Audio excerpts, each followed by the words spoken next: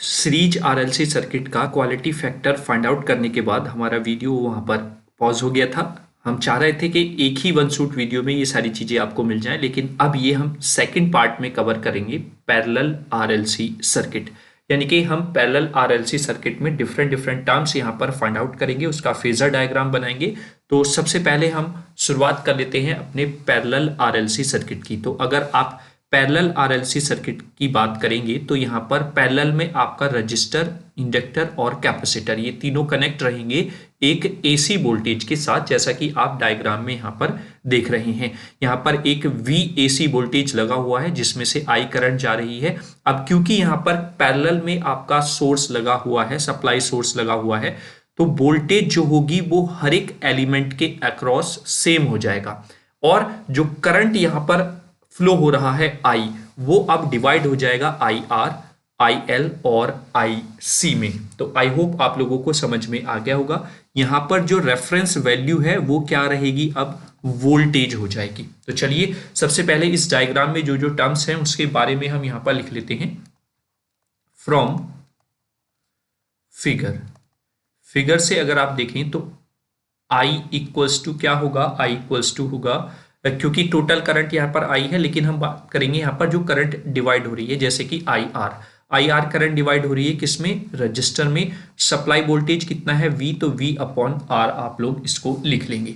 यहीं पर अगर आप लिखें IL जो कि इंडक्टर में करंट फ्लो हो रहा है, वो आप लिखेंगे V अपॉन JXC।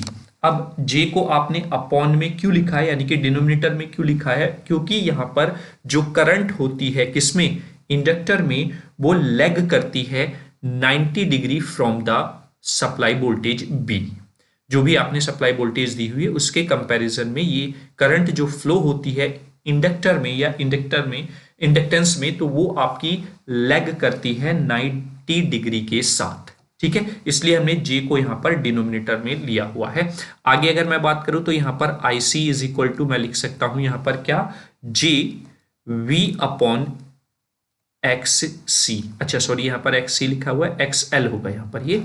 तो यहां पर IC इक्वल्स टू J हमने न्यूमिनेटर में क्यों लिखा है, न्यूमिनेटर में इसलिए लिखा है क्योंकि कैपेसिटेंस में फ्लो होने वाली करंट लीड करती है 90 degree from the voltage V। तो इस वजह से यहां पर J डिनोमिनेटर में है, यहां पर J न्यूमिनेटर में है। इसको आप इस तरीके से भी लिख सकते हैं। अगर आप J की मल्टीप्लाई ऊपर नीचे कर देते हैं तो ये बन जाएगा आपका J स्क्वायर XL, और J स्क्वायर या I स्क्वायर की वैल्यू होती है माइनस, तो माइनस के J V अपॉन XL भी आप इसको लिख सकते हैं। वहीं पर साथ साथ अगर मैं यहाँ पर लिखूं तो XL की वैल्यू भी आपको पता होती है। XL की वैल्यू होती है यहाँ पर ओमेगा L, जिसको आप 2 पाई FL भी लिख सकते हैं। और वहीं पर अगर हम XC की वैल्यू लिखिए तो वो होता है 1 अपॉन ओमेगा C, और ओमेगा को आप लिख सकते हैं 2 पाई F। तो ये हो जाएगा 2 पाई F और इनटू में C आपको देखने को मिल जाएगा। तो ये कुछ बेसिक टर्म्स थी जो हमने यहाँ पर लिख ली हैं, और जो पैरेलल आरएलसी सर्किट है उसकी हेल्प से हमने यहाँ पर लिखने की कोशिश की है। अब हम बात कर लेते हैं यहाँ पर फेजर डायग्राम की। तो जनरल फेजर डायग्राम अगर यहाँ पर बनाएं तो मैं हेडिंग लिखता हूँ यहाँ पर फेजर डायग्राम।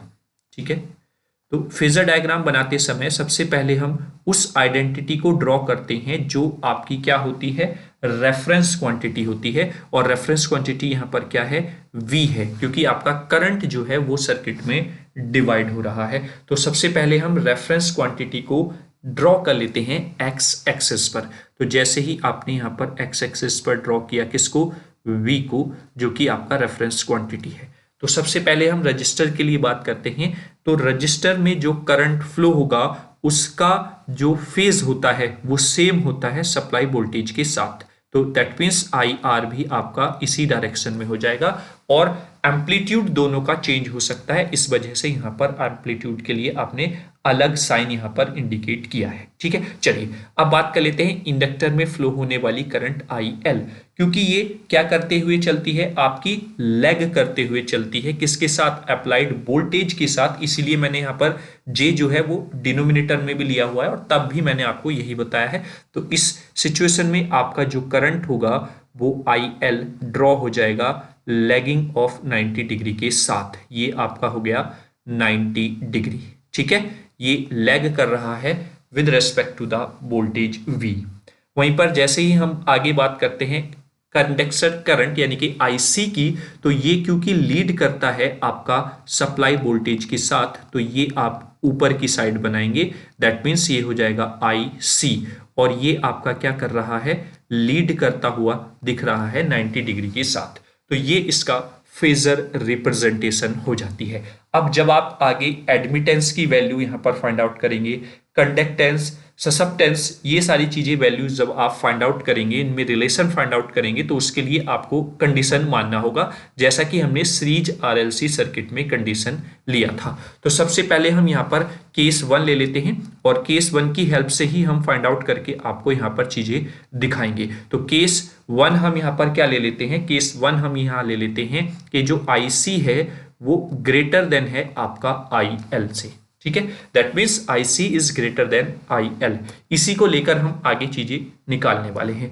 तो जब हम केस फर्स्ट की यहां पर बात करेंगे, तो केस फर्स्ट मैंने अभी आपको क्या बताया है, आईसी ग्रेटर देन लेना है हमको आई एल से, ठीक है। अब इसी के रेस्पेक्ट में हम फेजर डायग्राम बना लेते हैं फिर से। तो सबसे पहले हम V जो कि एक रेफरेंस वोल्टेज है उसको हम यहाँ पर डिनोट करेंगे, तो ये V हो गया है। और अगर हम रेजिस्टेंस के बारे में बात करेंगे तो आई आर आपका सेम फेज के साथ फ्लो होगा।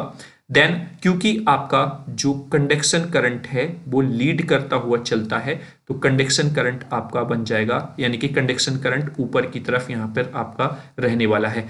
वहीं पर आपका इंडक्शन करंट आपका नीचे की तरफ जाता है, दैट मीन्स ये हो जाएगा आपका आई एल। आई होप आप लोगों को क्लियर हो गया होगा। ये आपका 90 डिग्री है और सेम एज इट इज ये लैग कर रहा है 90 डिग्री के साथ। आई थिंक यहां तक आपको कोई प्रॉब्लम नहीं होगी, ठीक है। चलिए, अब चूंकि हमने पहला केस लिया है जिसमें आपका आईसी ग्रेटर देन है आई एल के, तो आपका यहां पर सपोज आपने पॉइंट मान लिया है और इस पॉइंट के पैरेलल में आप एक लाइन यहां पर ड्रॉ कर लेंगे। जब आपने कंडीशन ली है IC greater than I L, तो आपका जो एम्पलीट्यूड होगा वो इधर की तरफ क्या करेगा, झुक जाएगा, यानी कि लाई करेगा, ठीक है। तो इस पॉइंट पर वैल्यू हमारा हो गया आईसी माइनस आई एल। तो जब आप इसको आगे फर्दर ऐसे मिलाएंगे यहां पर, तो यहां से इसको मिलाने वाली जो लाइन है वो आपको रिजल्टेंट करंट आई की वैल्यू यहां पर प्रोवाइड करा देगा। Is that clear? तो आई होप आप लोगों को जो फेजर डायग्राम है वो समझ में आ गया होगा जब IC greater than I L लिया है, और यहां पर इन दोनों के बीच का जो फेज है वो हमने मान लिया है फाई है। Is that clear? तो ये आपका फेजर डायग्राम हो जाता है IC greater than I L situation के लिए। और इसको अगर आप अच्छे तरीके से बनाएं तो इस वाले को आप यहां पर रिमूव कर सकते हैं, केवल आप इस डायग्राम को ही यहां पर मेंशन करेंगे फॉर दिस केस। तो आई थिंक आप लोगों को IC greater than I L case के लिए फेजर डायग्राम क्लियर हो गया होगा। चलिए, अब यहां से हम डिफरेंट चीजें फाइंड आउट करते हैं। तो पहला तो ये फेजर डायग्राम आपने इसका बना दिया है इस सिचुएशन में। Is that clear? चलिए, अब हम बात करते हैं यहां पर एडमिटेंस फाइंड आउट करने की। तो मैं यहां पर लिख लेता हूं, ये तो पहला पार्ट चलिए हमारा फेजर डायग्राम का हो गया। सेकेंड पार्ट हम निकालते हैं यहां पर एडमिटेंस। तो मैं यहां पर लिख देता हूं हेडिंग एडमिटेंस, ठीक है। वहां पर हमने इंपीडेंस फाइंड आउट किया था, यहां पर हम एडमिटेंस फाइंड आउट करेंगे, जिसको आप y से डिनोट कर देते हैं। तो एडमिटेंस की वैल्यू आप डिनोट करते हैं y से, ठीक है। क्लियर? चलिए, तो उसके लिए हमें पता है यहां पर I इज इक्वल टू क्या है, जो टोटल करंट है वो डिवाइड हो रही है किस में बच्चों, आई आर में, देन आपका आई एल में, और देन आपका आई सी में। तीन में आपका ये करंट डिवाइड हो रहा है। तो आई आर को आप क्या लिख सकते हैं, V अपॉन आर लिख सकते हैं, प्लस आई सी को आप क्या लिख सकते हैं, V अपॉन जे एक्स एल लिख सकते हैं, और आई सी को आप क्या लिख सकते हैं, प्लस जे V अपॉन एक्स सी लिख सकते हैं, ठीक है। जब आप J की मल्टीप्लाई ऊपर नीचे यहां पर कर देंगे तो J की मल्टीप्लाई ऊपर हो गई और नीचे भी करेंगे तो ये स्क्वायर बन जाएगा। तो that means V upon R, क्योंकि ये J स्क्वायर है तो इसकी जगह पर आप -1 रखेंगे तो ये माइनस कर देगा इस वैल्यू को, तो ये हो जाएगा J upon V upon X L plus J V upon X C, ये हो जाएगा I इक्वल्स टू। तो I इक्वल्स टू आपको ये टर्म मिल जाएगी। अब क्योंकि अगर आप राइट साइड देखें तो ऊपर वाले टर्म में सब जगह आपको v देखने को मिल रहा है, तो मैं यहां से v कॉमन ले लेता हूं, तो i इज इक्वल टू आपको क्या मिलेगा v, और ब्रैकेट में 1/r माइनस यहां पर बन जाएगा j/xl प्लस यहां पर बनेगा j/xc। Is that clear? तो आई थिंक आप लोगों को यहां तक कोई प्रॉब्लम नहीं होगी। तो अगर मैं इस v को इसके अपॉन में ले आता हूं तो ये हो जाएगा i/v बच्चों is equal to 1/r minus j/xl plus j/xc। ये टर्म्स आपको देखने को यहां पर मिल जाएंगी।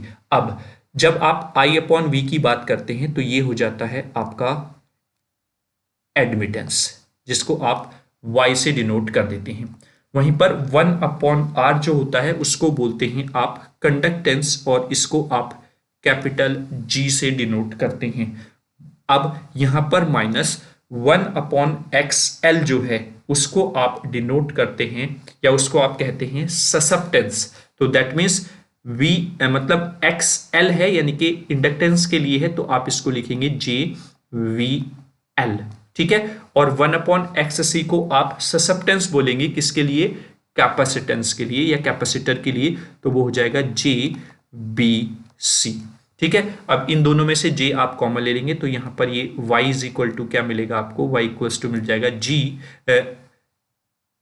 प्लस J मैं बाहर ले लेता हूं, और प्लस मैंने क्योंकि यहां पर लगाया है तो ये हो जाएगा BC माइनस VL।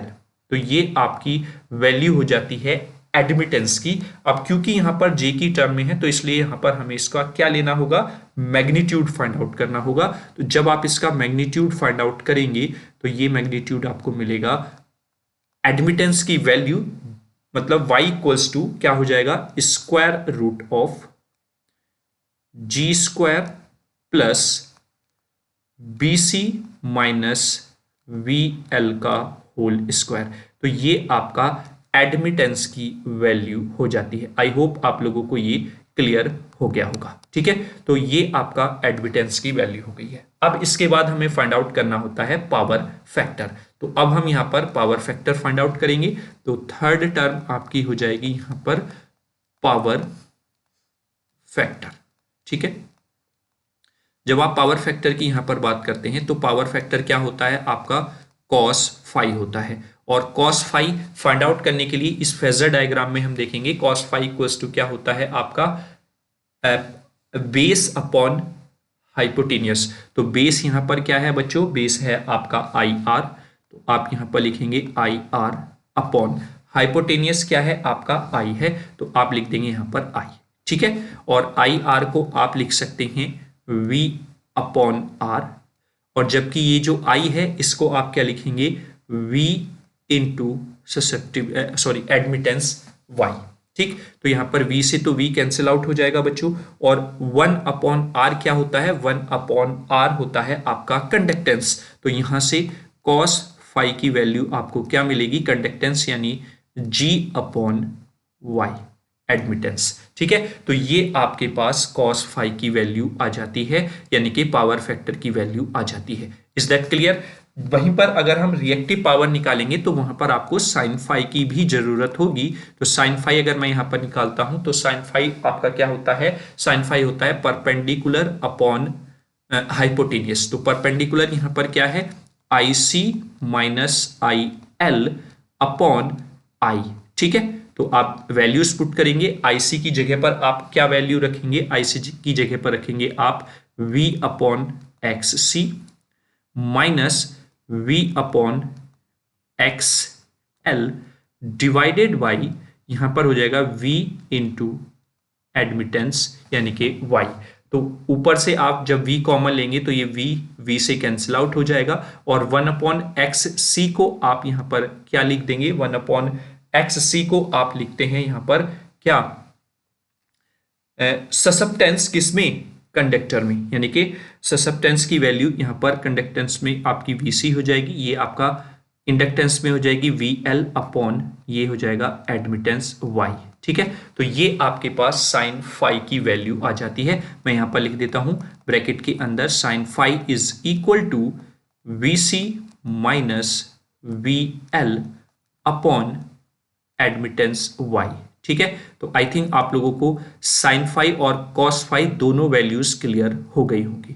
तो ये आपकी थर्ड टर्म हो जाती है। फोर्थ टर्म भी मैं यहीं पर लिख देता हूं। फोर्थ टर्म जब हम यहाँ पर फाइंड आउट करते हैं तो ये आपका फोर्थ टर्म हो जाता है करंट का, और करंट आई इक्वल्स टू आपको पता है V इंटू क्या होता है, एडमिटेंस होता है। ठीक है, और एडमिटेंस की वैल्यू जब आप पुट कर देंगे तो V, और ब्रैकेट में आपका क्या हो जाएगा बच्चों, ब्रैकेट में हो जाएगा आपका G स्क्वायर प्लस यहाँ पर हो जाएगा VC माइनस VL का होल स्क्वायर। ठीक है, तो ये आपकी करंट की वैल्यू हो जाएगी। आई थिंक आपको यहां तक चारों टर्म्स किस तरीके से आप फाइंड आउट करते हैं वो क्लियर हो गया होगा। यहां पर एक चीज हमने छोड़ दी है बच्चों, एडमिटेंस की यूनिट, और आप लिख लेंगे यहां पर ओम होती है, यानी कि ओम इनवर्स होती है। तो अगर मैं रिलेशन की बात करूं यहां पर, तो Z इंपिडेंस जो होता है वो इनवर्स होता है किसका, एडमिटेंस का। ये आप ये कह सकते हैं एडमिटेंस जो होता है वो इनवर्स होता है किसका, इंपेडेंस का। तो आई थिंक आप लोगों को यहां तक क्लियर हो गया होगा। और इस Z की जो यूनिट होती है वो ओम होती है, तो ये आपको पता होगा। ठीक है, तो चलिए आई होप आपको फोर्थ पॉइंट तक ये सारी चीजें अच्छे से क्लियर हो गई होंगी। अब हम यहां पर फाइंड आउट करते हैं बची हुई टर्म्स जो पावर्स हैं। तो सबसे पहले हम यहां पर फाइंड आउट करते हैं एक्टिव पावर। ठीक है, तो एक्टिव पावर जब आप यहां पर फाइंड आउट करेंगे तो उसके लिए आपको क्या करना होगा बच्चों, एक्टिव पावर का फॉर्मूला लिखना होगा, और एक्टिव पावर को आप रिप्रेजेंट करते हैं P से। तो P इक्वल्स टू होता है VI cos फाई। ठीक है, तो VI cos फाई होता है, I की जगह पर आप वैल्यू पुट कर सकते हैं V into V admittance Y की वैल्यू, एंड cos फाई अभी आपने फाइंड आउट किया है G अपॉन एडमिटेंस Y। ठीक है, तो ये Y से Y कैंसिल आउट हो जाएगा। जब आप इसको सॉल्व आउट करेंगे then you get V square into G, यानी कि V स्क्वायर इंटू कंडक्टेंस आपको मिल जाएगा। ये एक्टिव पावर हो जाती है आपकी पैरेलल RLC सर्किट में। इसकी यूनिट क्या हो जाती है बच्चों, इसकी यूनिट हो जाती है वॉट्स।